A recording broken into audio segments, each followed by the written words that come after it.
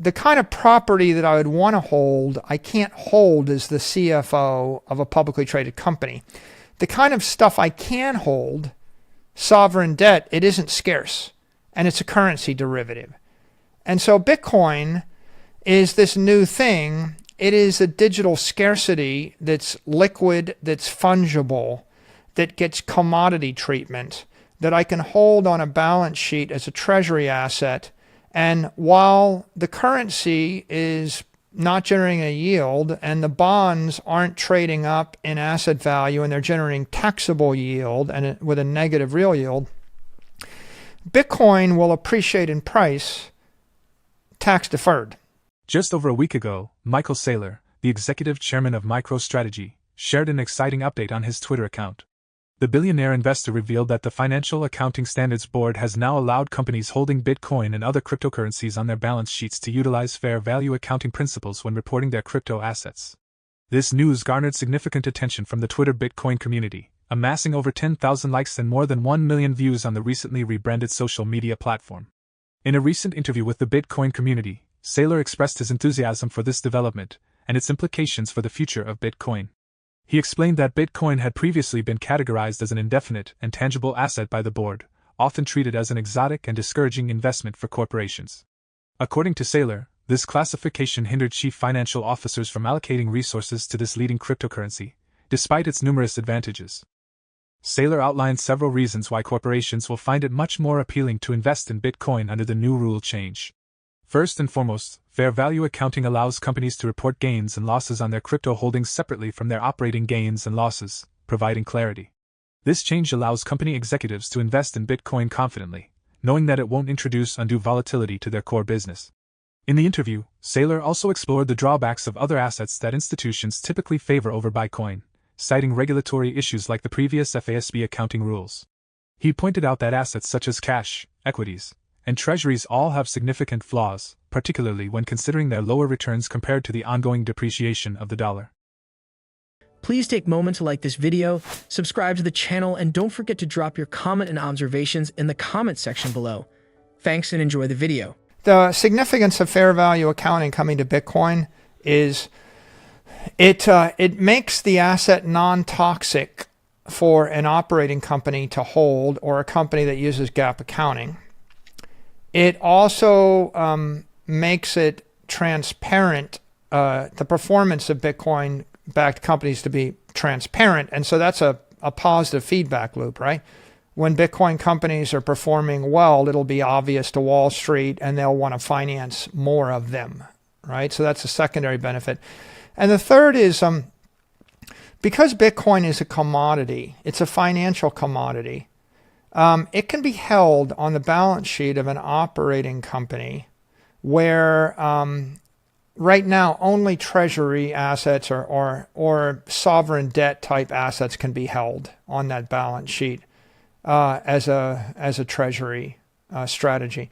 So before Bitcoin, there really wasn't any good fungible commodity that I might hold on the balance sheet. My choice was securities or property, but I can't really hold property on my balance sheet if I'm a corporation because it's not liquid. I can't buy $247 million worth of property a week and then liquidate $121 million in an hour, right? It takes me 6 months to buy a building, and it takes me 3 months or a year to sell the building. So that doesn't really work so well as a treasury asset.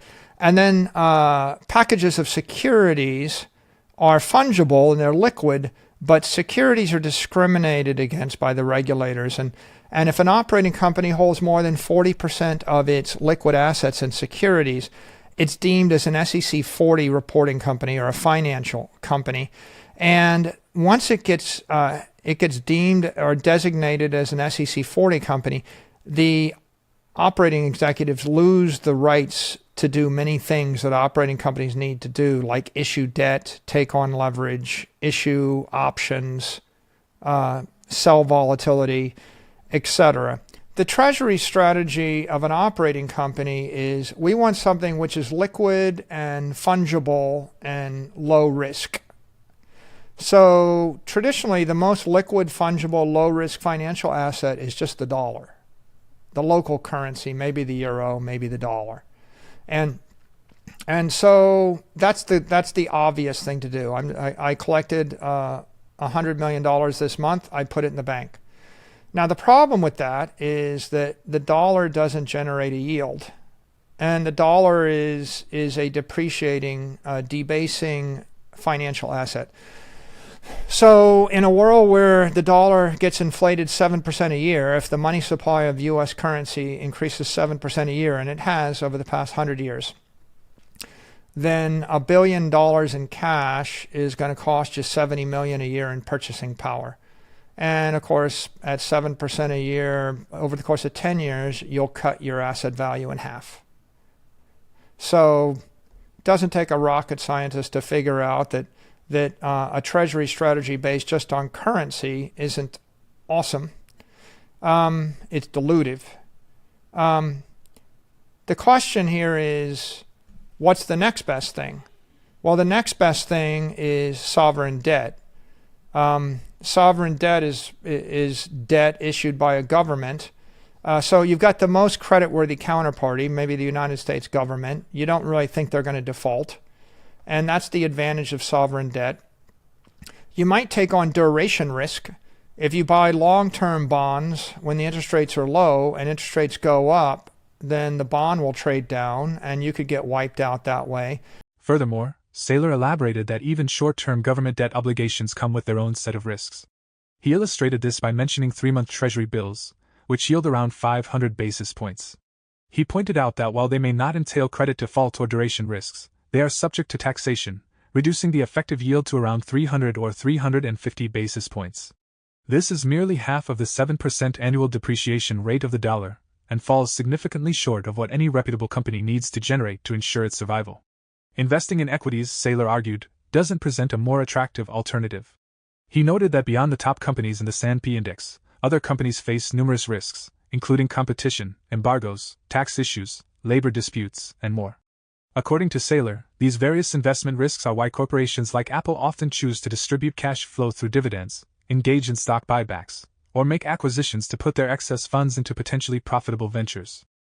However, he emphasized that Bitcoin offers a simpler, more profitable, and less risky investment option. Here are additional excerpts from the interview. So the existing rules, they force everyone to make irrational decisions, take on debt they shouldn't take on, buy companies they shouldn't buy, issue dividends they shouldn't issue, and buy back shares they shouldn't buy back. And the significance of Bitcoin is in two ways. First of all, CFOs and CEOs starting in 2024 will now have the option to buy Bitcoin instead of buying treasury bonds. So now you can buy a commodity that's liquid and fungible on your balance sheet. And that commodity is a scarcity. And because it's a scarcity, that means you can expect it to accrete in value more than 7%, probably 14% a year over the long term, even after we've gotten through the bull run and after the early adoption boost, which will cause Bitcoin to appreciate at rates faster than 14%. In the long term, over the course of 100 years, starting a decade or 2 decades from now, you could expect it to appreciate at 14% a year if the money supply or the currency supply is appreciating at 7% a year or expanding at 7% a year. So you've got an asset which will appreciate in price versus fiat. And of course, bonds don't, right? Bonds never appreciate in price for the most part against fiat. You're buying them at par in order to get the taxable yield. So that's a big deal, right? It's not comparable to buying a portfolio of soybeans or silver or gold or oil or natural gas, because those are true commodities. And the problem with commodities, and Bitcoin doesn't have this problem. This is why people have to, we should really call it a scarcity rather than a commodity. The problem with commodities is there's a dysfunctional, systemic, endemic inflation built into the system. Not only is it possible for someone to create more oil, it is a certain thing that when the price of oil triples, they will create a lot more oil, and no one is concerned about keeping the supply of oil in check over the long term. There's this dysfunctional competition. You can try to create a cartel like OPEC, but people that aren't in the OPEC, like the frackers in Texas, they're not in OPEC, and they're going to frack oil, and they're going to bust that cartel. And all of these commodities find their cartels broken, and the gold miners want to produce more gold, the silver people want to produce more silver, soybeans want to produce more soybeans. So commodities aren't scarce. There's never been a commodity like Bitcoin that was scarce. The closest thing to something like Bitcoin would be acreage in Palm Beach or acreage in Miami Beach. Not the square footage, but rather the underlying dirt. Because there's only so many linear feet of beachfront property in Palm Beach for the last 100 years, and no amount of money printing, and no amount of capital, and no amount of technology, and no amount of manufacturing know-how creates more beachfront property in Palm Beach. So when you look at that scarce, desirable property that you can't create more of, you can see that actually does go up in value. That's gone up by a factor of 1,000 in the last 100 years, 1,000x. And that appreciates at the rate that the money expands. But the problem is, it's not a treasury asset. According to Michael Saylor, there's only one other investment avenue that could be considered on par with Bitcoin, and that's purchasing beachfront property in a place like Palm Beach. However, he highlights a crucial distinction: such real estate investments lack the liquidity and ease of conversion to cash that Bitcoin offers. In comparison, every other alternative investment falls short when measured against Bitcoin's array of compelling qualities. Saylor characterizes Bitcoin as a revolutionary digital asset, representing a new concept, digital scarcity. It possesses the key attributes of liquidity and fungibility, akin to traditional commodities. Still, Bitcoin goes further by offering unique advantages not found in commodities like gold and silver. What are your thoughts on Michael Saylor's insights and the FASB rule change? Do you share the belief that this change will make Bitcoin more appealing to corporations and significant investors? We welcome your comments and observations in the section below. For more Daily Dose Crypto news, check out these 2 awesome videos on your screen. Click now and we will see you on the next video.